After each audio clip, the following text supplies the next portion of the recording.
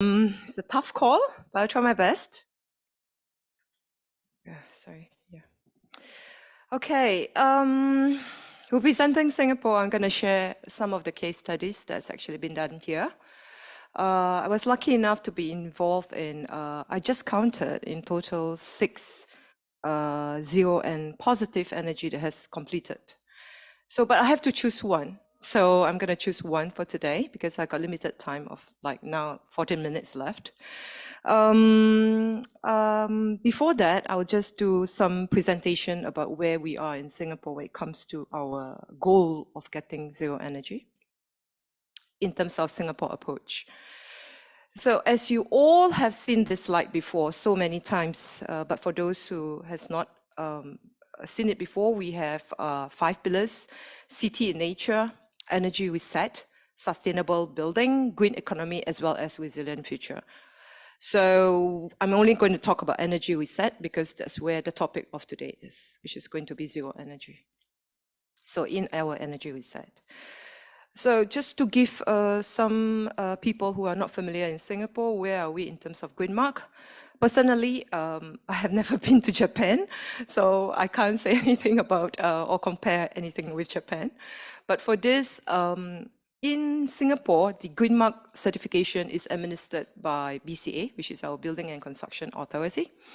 We came out with this GreenMark certification, as I think the previous speaker has actually mentioned. However, we have just launched a new certification, upgraded it, which we call GreenMark 2021. It was just recently added into it to integrate and to harmonize our goals together with UN SDG goals, as well as Singapore targets and goals. So just kind of briefly bring you up to speed to where we are. We are GreenMark certification compliance, which means all our buildings, like all our buildings that is going to be built has to comply to this minimum compliance, of which is rather aggressive, of 50% energy savings. That's where we are. And after we have done this minimum compliance, then you will go to all the standards and protocols. So we have, like most certification programs, you have the levels of which all the way up to platinum. But however, since that we have the GreenMark certification compliance meeting 50%, we do not have any more gold. So we came all the way up to Gold Plus, and then we jumped to Platinum. After that, we have another group, which is called Super Low Energy, Zero Energy, and Positive Energy.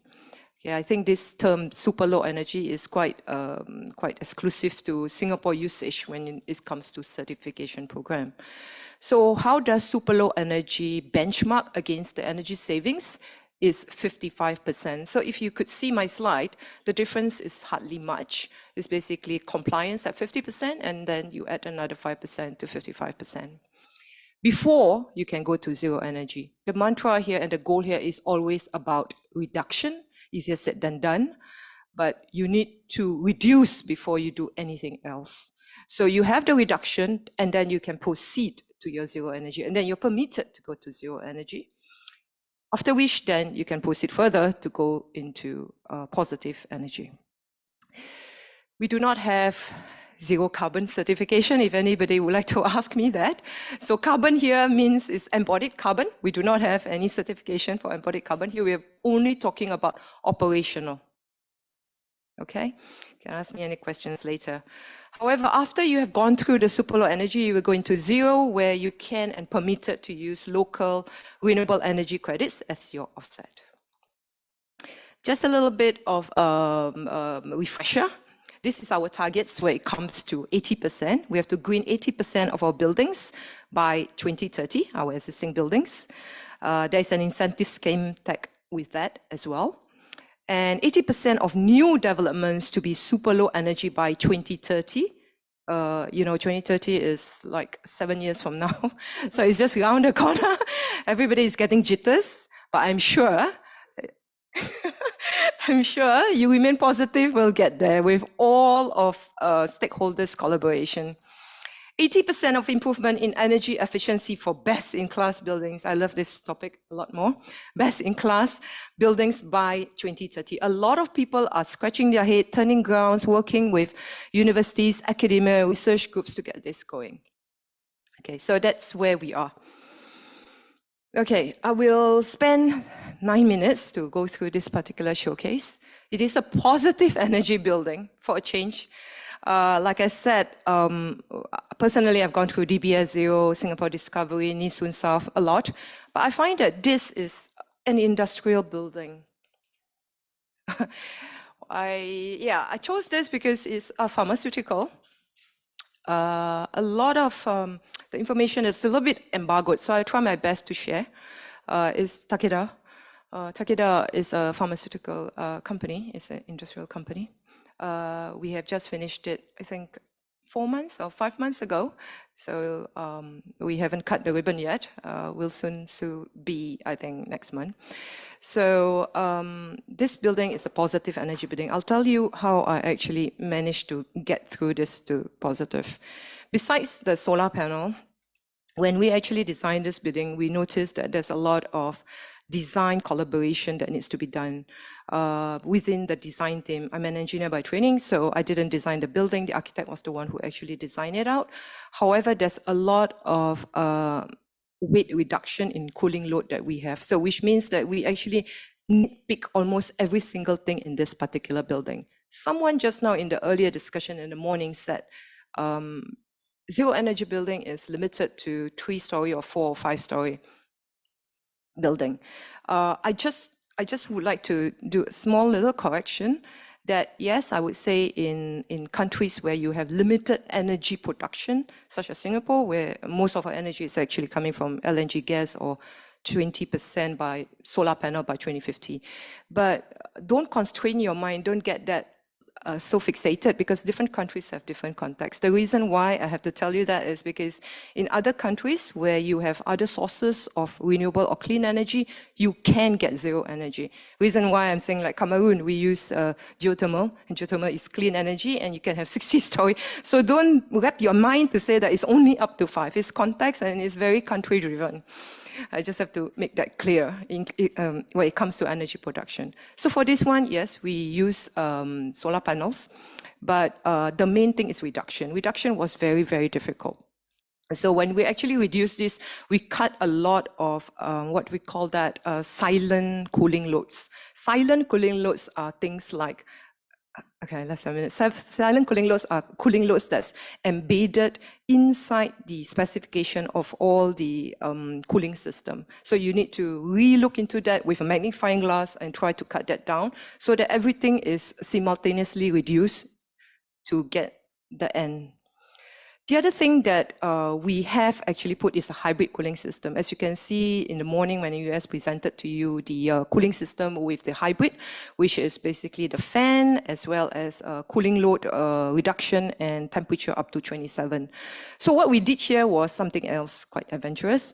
Actually, we have like 7 or 8 different cooling load strategy using the cooling strategy. What we have is that we blend into a parameters of control strategy that the fan will move from speed 1 to speed 3 depending on the thermal comfort, and the air side will be able to control it also depending on the Internet of Climate, which is the outside temperature. So we have all this little benchmarking. We took a lot of pain using a control system, a very good BMS system, to do this so that the user will reach a certain thermal comfort. Other strategies that we actually have, we have like 7. So what we did was that we packaged it in bundle 1, bundle 2, and bundle 3. So, and we compared bundle 1, 2, and 3 and see how it moves from bundle 1 to bundle 3. So sometimes you realize the movement is only 0.05%. So you drop that because it doesn't make sense. So you move with the bundles. It's a little bit like Lego stack. You move the bundle, which gives you the best value in terms of financials, economics, but also the best value in terms of life cycle and operating costs. And you complete that particular exercise.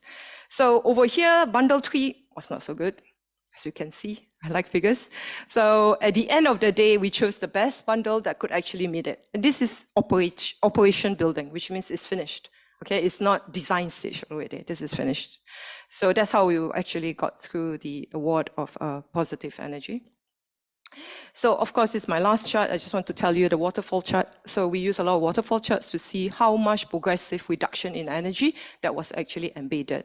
Few of the green features, which I cannot share here, would be reflective film, but it's not your ordinary reflective film that we actually put it down here. Another one is the control strategy. The best part about this building is that we didn't use chiller. I mean, it's one of the very few positive energy building that we didn't use water cool. We only use air cool chiller. And we use aeroton fans, a fans that will be able to control the amount of velocity that is coming out. So the lesson that we kind of like learn in this is that integration is super, super important and verification is super important. The reason is I'm more worried about post zero energy than getting to zero energy most of my time. Because once the building is performing, and then when the occupant comes in, that's when you are at risk on many certain situations. Like people are not happy about the environment, so they said we wanted it to be cold. So that particular mitigation will actually put a lot of threats onto maintaining zero energy coming up for the future, or coming up for positive energy in terms of the future. The other thing that I also noticed is in terms of solar panel generations. Here, we didn't use BAPV, building attached photovoltaic or building integrated. Here, we purely use bifacial solars. And so with bifacial solars, we managed to get 15% more for the same space. So I'm all about stretching the value for what we actually have over a period of 10 times, 10 more years. Because in 10 more years, I still want to maintain this building to be a positive energy. I'm very adamant about that. So I need to preempt a lot of possibility that might go wrong. And that preempt, you have to work with the user of the building. Otherwise, you will never strike that same chord. So I'll share out this slide for everybody to reflect on. Thank you.